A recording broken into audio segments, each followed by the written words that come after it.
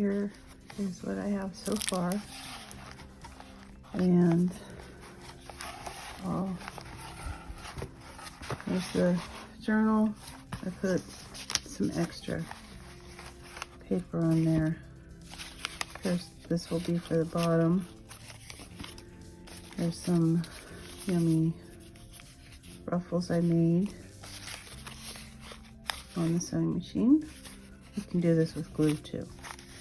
Here's the logo leaves from the Olive Garden bag. I free motion stitched around it.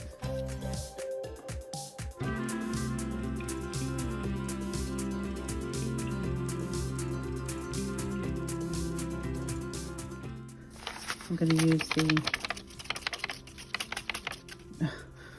handles. Shake it till you can think of what it's called. And here's all these are covers for the sections. And I sewed around them, zigzagged them on my machine. You can either sew it or use a Sharpie or not even have anything. Glue something. But these will be the covers for the sections, and then I have a little bit of the brown wrapping paper left over, and this is all that I have left of the bags. Okay. I went a little crazy sewing these magazine images into cards, but oh well. There's an envelope I made with magazine pages, and there's a little bit of extra I didn't sew. All these cards have a backing first, because the magazine, the pages are kind of flimsy, so I took all the subscription cards from the magazine and used a glue stick and glued the image to the postcard. And then I put the brown paper on and sewed around it, and that way it didn't get too many lumps. Okay, and this is, I'm going to have to write this down, a journaling ticket strip. So here's a look at my journal. In the first video you saw, it was just an insert stapled, and I glued pages together, and now I have taken the brown wrapping paper and fashioned a sort of cover for the pages. And I also, ta-da! Each section now is a pocket at the top, so that if I want to put something into my journal, like say, that big long envelope, I have a space for it. Okay, raise your hand and let me know if this has ever happened to you. You start making a journal and you realize your cover is now not going to work because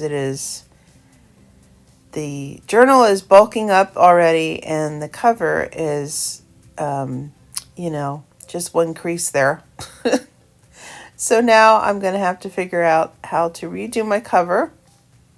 It happens, I think, to everybody who ever makes a junk journal. If you have any ideas of how to fix the cover for this journal, please share in the comment section. I'd love to hear from you. Okay, while I think about the journal cover, let me show you how I covered the sections. Now the goal here is to not have any of the original images there showing in a grungy journal.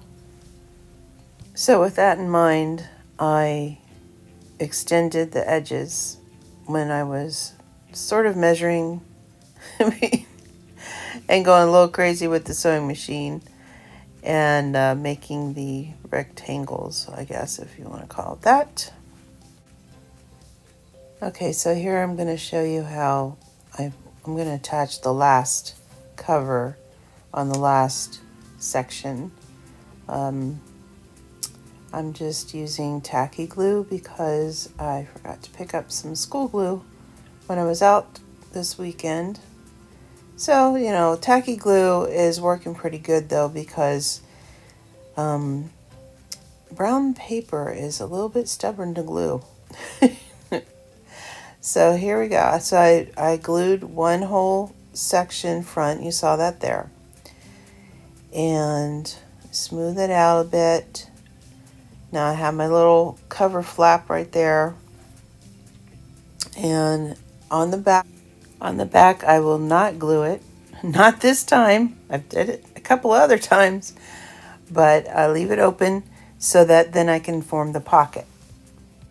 Okay, now I don't want to cover up my stitching, and I only kind of eyeballed what I was doing here because it's the first time I've ever done this in this manner, and so I'm just going to fold it instead of cutting it and having a raw edge. I'm going to fold it and glue it down, and that gives it a little bit more stability. Yeah, that's what I'm saying.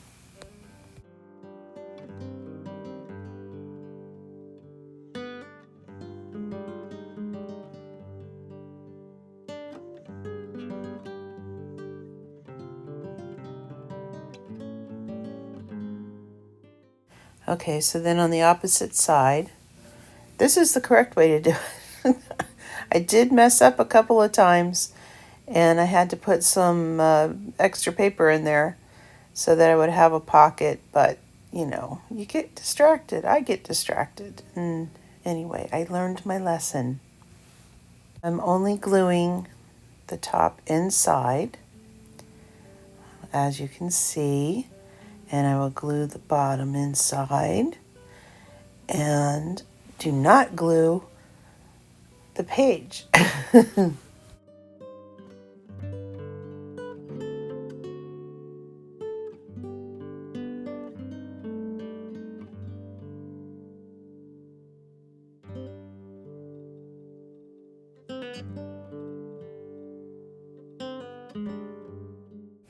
So I was checking to make sure I would have a pocket at the top because I did mess up a couple times.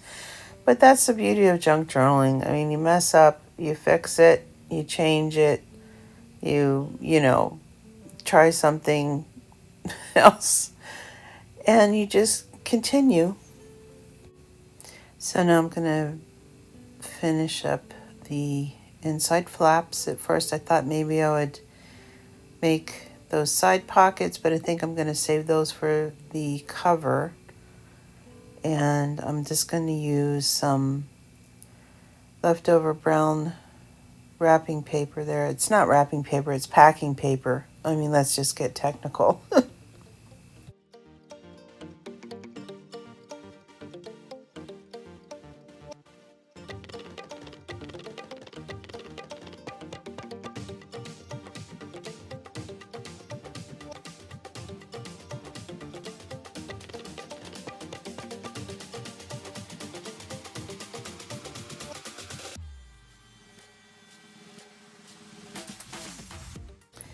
Well, here's the version of my motto, measure once, cut twice. I didn't have enough paper left of that section, and I didn't want to use up more paper because I may need it later in this project.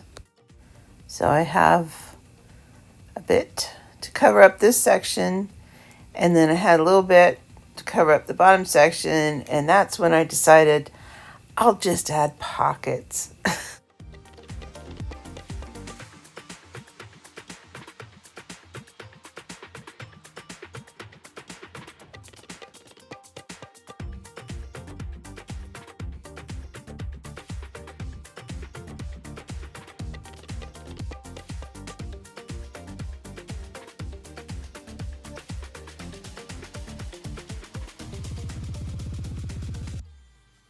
So here's a look at the journal before I start to decorate it, embellish it, have fun with it.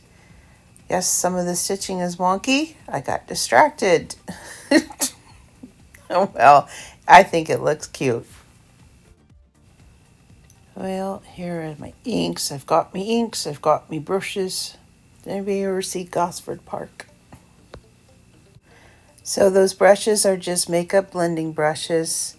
Oh yeah, and these stamps, I picked them up at the thrift stores a few weeks ago. They are brand new. I love the big stamps to cover a bunch of space. This is a makeup blending sponge, and when it gets too saturated and it starts to disintegrate, you'll see that. I will cut the tip off and keep going until I don't have enough to grip on. But it's a lot cheaper for me to get the sponges than to get the tips that go on that little brush handle or whatever handle it is. I'm using all Archival ink, Distress inks, and I will list the colors that I use in this video in the description box. I'm not real good at keeping things pure as far as the blending tools. So some of it, is used for double colors. Okay, now that the base has been made, now comes the fun part. I'm going to start grunging it up.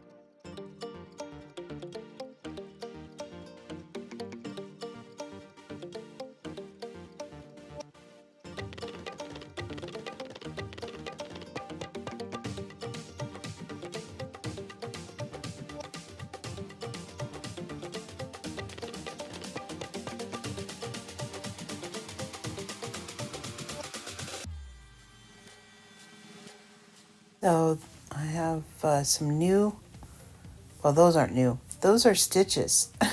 Those are stamp stitches, and I'm going to show you those in the next video. This was okay, so that's from Joann's on clearance. Tim Holtz stamp and the stencil. The other one was $1 at a thrift store with no stencil. The stencil was missing, but I thought, well, for the stamps, it's worth it. And this stamp that I'm digging out of that box is brand new. I got it at the thrift store for $1, $2, I don't know. It's huge. It hasn't been mounted on the wood, which is great because I have been known to take the rubber stamp off the wood mount. And I was really attracted to that stamp because it looks like lace, and I've been looking for a stamp that looks like lace for a long time.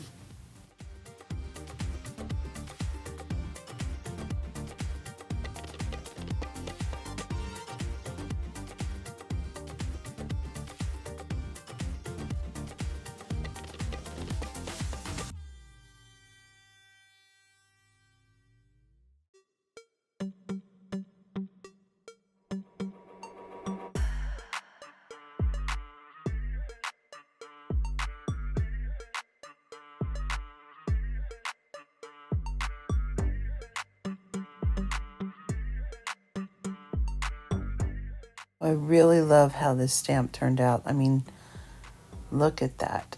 Look at that. It's so pretty and grungy.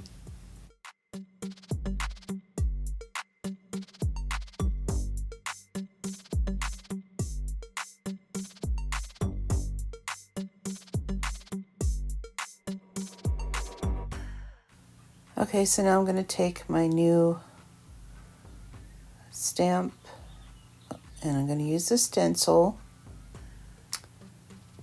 And I don't know, man, they really just taped this thing together.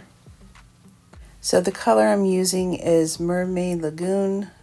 At some point I will be able to actually hit the mark on the camera, but until then I will list the colors in the description box, and I'm just going to keep going. So this is one of those times where There's a little bit of that, I think it's called smoky sand or something. I'll have to look that one up. But it's on the brush, and so it's sort of blended in with the Mermaid Lagoon, so it's not quite as brilliant in the color. I'm going to use jet black on the phrase here that I'm using. Let's stop it and I can read it to you. You're allowed to be both a masterpiece and a work in progress simultaneously. Yeah, I did it. Now, the proper way to use a clear stamp is to have a clear stamp block. I really doubt there's going to be anything really proper about this journal, but that's what I love about it.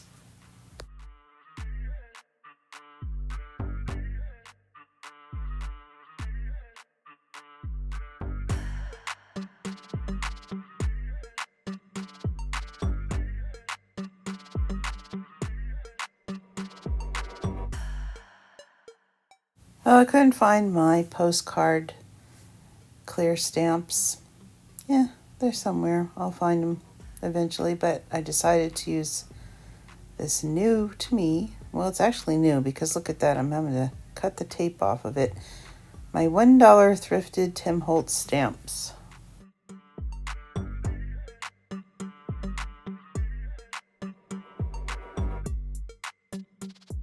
Okay, so before I stamped it, I remembered to condition it, which I forgot to do with the other stamp. So I condition it by rubbing it on my arm. That's as technical as it's gonna get. And make sure it's right side up and stamp.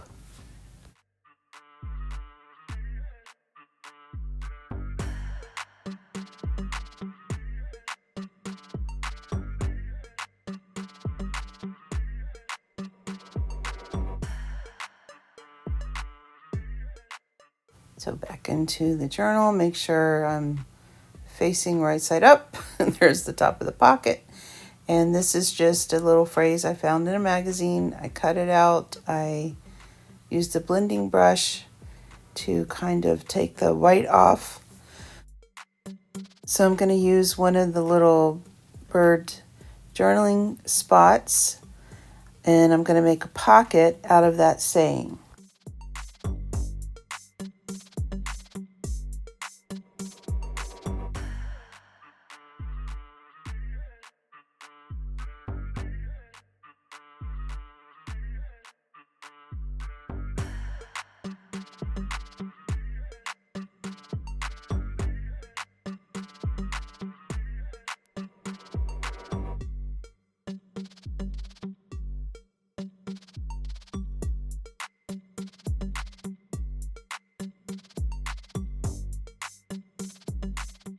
I'm going to use the bottom of that stencil and just make my mark. So with what's left over of the takeout bag, I'm going to make a pocket in the front and a pocket in the back. But then something happened. Well, I record on my desk in my shop, and a couple of really nice ladies came in, and I had to get up and help them, and bam, there we go. Thanks for watching. See you soon.